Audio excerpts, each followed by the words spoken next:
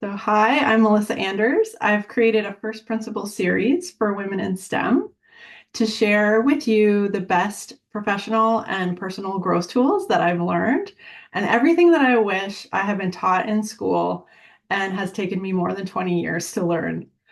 And my goal in offering these first principles to women in STEM at all stages of their career for free is so that you can skip the years that I spent searching for what worked and start using these proven best tools now, so that you can really create the life that you want and understand more about how to do that effectively. I hope these principles build sort of like a goodwill and some trust between us, and that one day you might choose to coach with me to create a meaningful life, to be your best self, and make impactful contributions. I'm really not here to sell you anything today. I'm really here to just give everything that I've learned to you. Okay, so let's dive in. So, the first principle I really want to teach you is the importance of awareness. And the best tool that I've found to create awareness on purpose is the self-coaching model that I've learned, that my teacher, Brooke Castillo, taught me, and she created it. Now, awareness is so important because most of us are living our lives on default. And this kind of comes to fruition, or we start to notice this um, as we move through our lives, because we start to see patterns, and the results that we're creating tend to start being similar, and we get curious about what's happening. So awareness is really the first step in changing anything, because really, if we can't see it, right, we can't change it. And sometimes awareness happens, like I shared, without us really trying, right? We notice that there's a pattern. And of course, we can have insights and realizations all the time. But what if we started creating awareness on purpose every day? And how would that change our lives? And this is really where the self-coaching model comes in. So, first, I wanted to share with you a bit of the changes that I've made in my life by using the self coaching model to create awareness. I basically want to give you some proof of this principle. And I've used the self coaching model to make a ton of different changes in my life. Um, and One, I'm just going to list them here. I've quit drinking alcohol.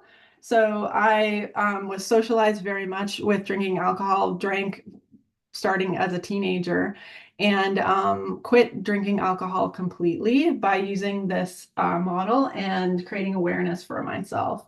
I built a business while working full time and commuting 2.5 hours a day with two small children. I stopped overworking. I've taken my relationship with my husband to a whole other level. I gave up coffee. My most recent one this year was that I've solved some shoulder pain that I was experiencing for over 3 years, and um, I'm very proud of being lifting 140 pounds in squats and 40 pounds over my head, which honestly, a year ago I thought would have been impossible for me with the shoulder pain that I was experiencing. And it's not just me. Thousands of results like this with my clients since I opened my coaching business. And there's also research that has shown that this particular model, it was published, and my own teacher's results with all of her students as well. So the reason I share this is because it's always nice to know that like it works before we start. So I really wanted to show you that and inspire you in that way.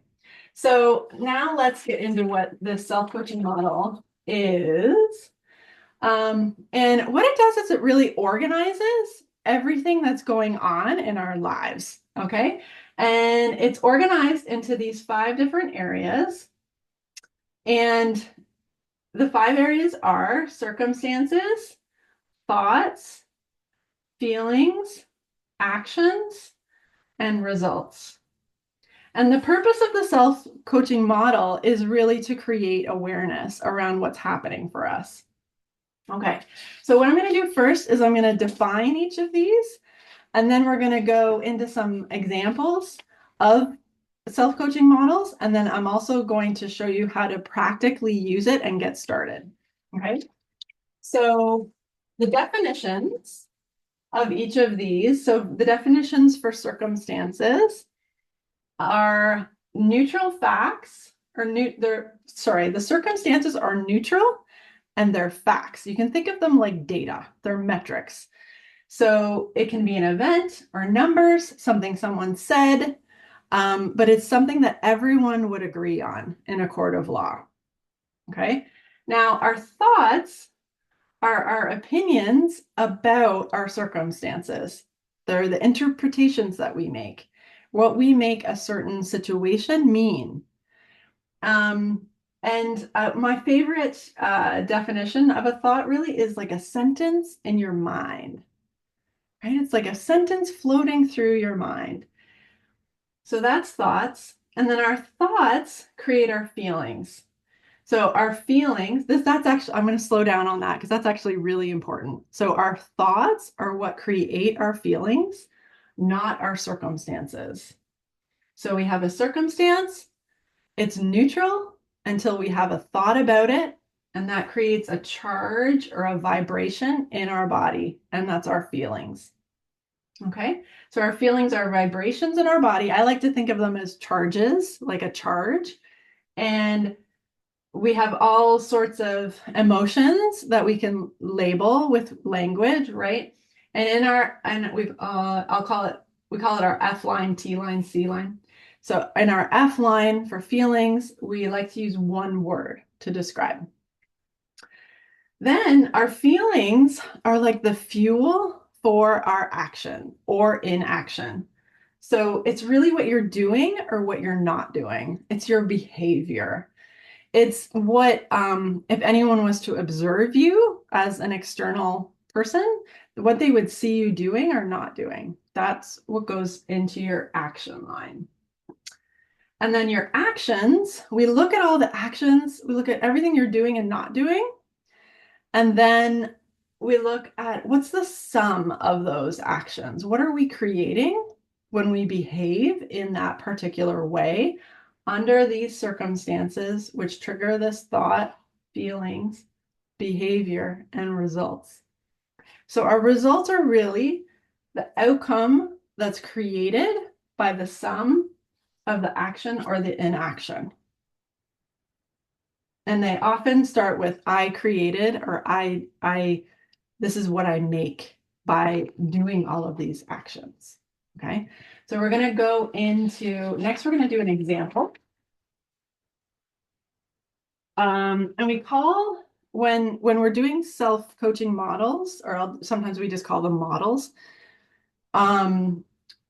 When we're doing them based on what's happening for us just on default, we call them unintentional models.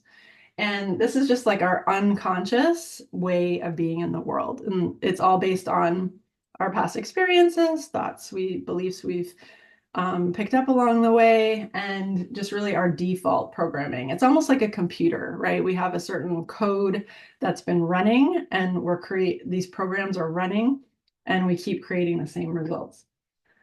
These are our unintentional models. So in this example, this is based on my own experience. So it's like feeling unappreciated, right? And in a situation where working 8 hours overtime on a project. And those are the facts. And even overtime could be maybe considered like an opinion, but we'll say that overtime, we all agree that overtime is working outside of your work hours, so we can call it that. I just give some of these distinctions so you can tell how to do it. And then 8 hours, whereas we might be thinking, oh my God, I work forever on this project. Like that's a thought, that's not circumstances, right? So 8 hours overtime on a project, not things like I was working last minute or I worked hard on this project. That kind of thing is not a circumstance. It's a thought. And so then the thought about 8 hours overtime on a project is that they never notice. And the feeling that this thought generates is unappreciated. Okay. And then when I feel unappreciated, that fuels actions and inaction. So what it actually fueled for me was working more hours, maybe than I even really needed to. Sending emails after hours on purpose so that others could see me working after hours. Hoping for a recognition email, complaining to friends or partner. And what I'm not doing is I'm not expressing the value that I created or the process that I'm using. I don't ask, and I don't ask for overtime compensation. Um, and then, so the sum of these actions and inactions are really that I don't make myself noticed. So, and what happens is we end up proving to ourselves that they never notice. So fascinating, right? So it's like this, it creates a cycle. And it basically, we drive the same result over and over, and then we create proof for the thought that we started with that creates this cycle. Okay. So this is an unintentional model. It's our circumstances, thought, feeling, action, and result, which proves our thought for us, for ourselves. Okay. So then how do we use this, right? And I want to talk to you about it in a really practical way that you can start today, right? And so how we start to make our own models about what's happening in our lives is the first step. There's 3 steps. The first step is to do a thought download. And in that thought download, it's really just like dumping out all of your thoughts onto the page. There's no right or wrong. They just come out. And you can do it in a general way, or you can do it about something specific. It's totally up to you. What it really does, it's really important to write it down. So, and it's important to write it down for 2 reasons. One is that it starts to, if you've ever experienced spinning, it gets everything to stop physically on the page so that you can start to analyze it and take a better look at it and to create that awareness for yourself. And the other part is when you write it down, it puts you in the position of observer. So all of a sudden, you are looking at what your mind is offering you. And I want you to really start thinking about it like that. Like, this is what my mind is offering me about this, what's happening right now. Okay. Now, I did an example here. I'm not going to read through the whole thing, but it's like, I'm working so hard. I feel like no one even notices or cares. It's based on that previous example. So even when it's over, we'll just be on the next emergency or fire. I can't keep doing this, on and on and on, right? Now, then we take the second step is to take our thought download and we just pick one thought or a feeling, right? So I have defeated in here. So you just pick, it doesn't matter which one. And really believe that because I used to spend a lot of time trying to figure out what the perfect thought was. Don't do that. Just pick one and put it into the model and then see how you can build out the other pieces and ask yourself these questions, right? About like what the circumstances are, what the facts are, what the thought is, and then how do I feel when I think that thought? What am I doing or not doing? And what's the result that I'm creating? And it's going to just start to build awareness around your default programming and all of your unintentional thinking and what you're creating in your life. Okay. Then, so the 3 steps are thought download, unintentional model. Then we're going to do an intentional model. So you can also, I highly recommend just sitting with the awareness. Like we don't have to go anywhere. Just having the awareness is very valuable. And then we can make decisions from there about how we want to go forward. Because the cool thing about this is that our thoughts are optional. So once we create the awareness around what our thoughts are, now we can start to say, like, okay, is this thought serving me? Is this what the thought that I want to continue to think about this situation? Maybe it is, right? And that's okay. So what I did here was I went for an intentional model,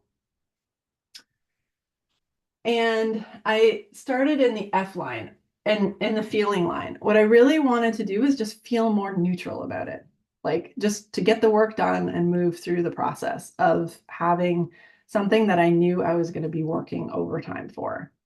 Um, and the thought that I chose to think was, I've decided to be here. And I realized too, it's like, this is, it's a little, it's neutral, but it's also like a bit empowering. It's like, I'm here because I decided to be here, right? And then, so what are the kinds of things I might do when I'm thinking I've decided to be here and I'm feeling more neutral and a little bit empowered? I would acknowledge the work I did for myself, check in with myself on boundaries, like what am I actually willing to do and not willing to do? This changed my life, seriously, like just starting to do some of those actions, summarizing the work, sharing the value that I did create, and asking for overtime. And I used to ask for overtime in lieu. And so those actions, the result I'm creating is I create value from being here. So then I prove that thought. I've decided to be here and I'm creating value here while I'm here. Less resentment, less feeling unappreciated.